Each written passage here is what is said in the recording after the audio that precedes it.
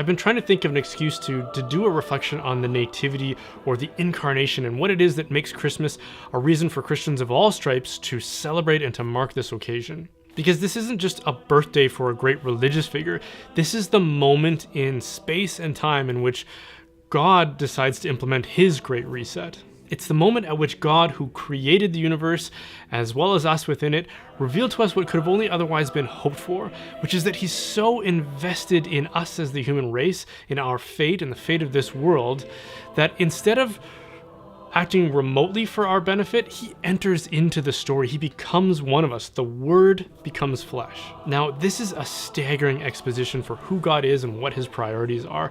But for the sake of this commentary, I want to focus in on just one thing, which is that he used physical matter to reveal himself to us.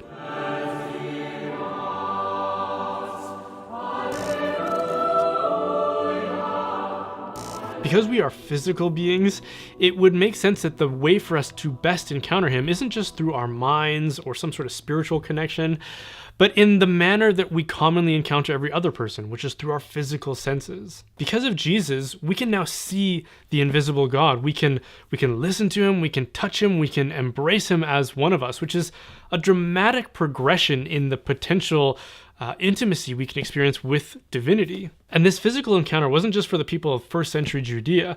If it's going to have any meaningful effect for the human race, we should expect that it would persist through time, down through every generation. Now, if you're a faithful Catholic, you'll already be familiar with how this physical interaction persists through every generation in the sacraments, most profoundly in the Eucharist, where we attain this physical intimacy with Jesus that is like nothing else.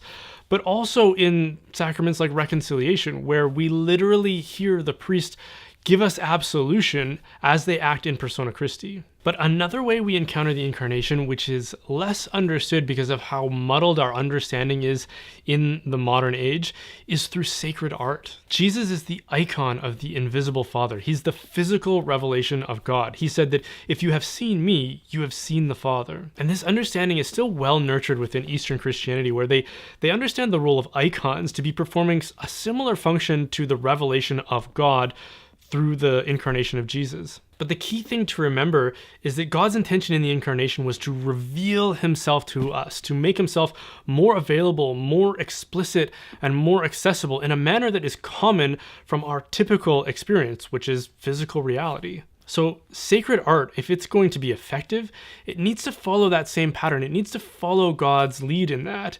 If one of its chief purposes is to reveal the icon of God, then that gives us kind of a criterion by which we can judge what is good sacred art and what is bad sacred art. So from that, I would say that good sacred art communicates something definite and explicit to us. It aims to apprehend, to perceive the icon of God, and then render it for us in such a way that will encourage our understanding, rather than discourage or confuse our understanding. Again, I think that God's intention in salvation history has been to progressively reveal himself to us. That's what revelation actually means.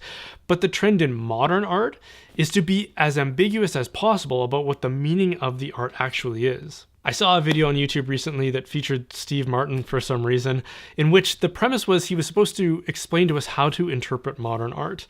But what he actually did was focus in on a piece of art and then say a bunch of things about it, about what it meant to him, while making sure that he continually conceded that you can't actually interpret it. There's no definitive way to say what it truly means. So the whole time he's saying all these things about this particular painting, he's really only pretending to have some sort of an insight, because he routinely concedes and corrects himself by saying there is no valid interpretation or invalid interpretation for that matter.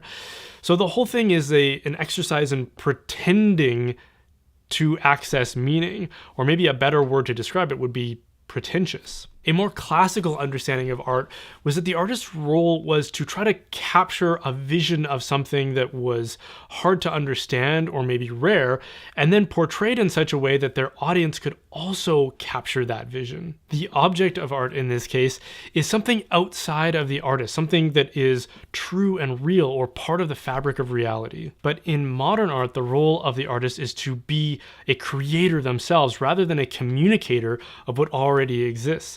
Instead of capturing a vision and an appreciation of God's creation, they step into the role of God as someone who creates out of nothing. But as any logical person can appreciate, from nothing comes nothing. So it's no wonder why the modern and postmodern art establishment is so reluctant to interpret any kind of meaning into art that's popular today, because there is no meaning in it. It's all a pretentious masquerade in meaning. This is why a classical approach to art is so much more fitting in the service of sacred art. Again, its purpose is to look towards an actual object and then portray it for the rest of us. And the incarnation of God is a portrayal of something definite in the truest sense. With that being the case, we should be able to detect a strong correlation and compatibility between the approach to classical art and the incarnation. Whereas modern art, its purpose is to create out of nothing and to keep the meaning of the art obscured or ambiguous, which is the opposite of revelation. So why then would we use that same philosophy that informs modern and postmodern art to portray the incarnation?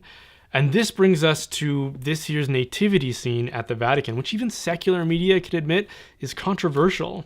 The characteristic reaction I've seen to it is mostly confusion. Like, why is there an astronaut? Why do they look so grotesque? Just why in general? The answer is because modern art's aim is to avoid definite meaning, again, to be ambiguous about it.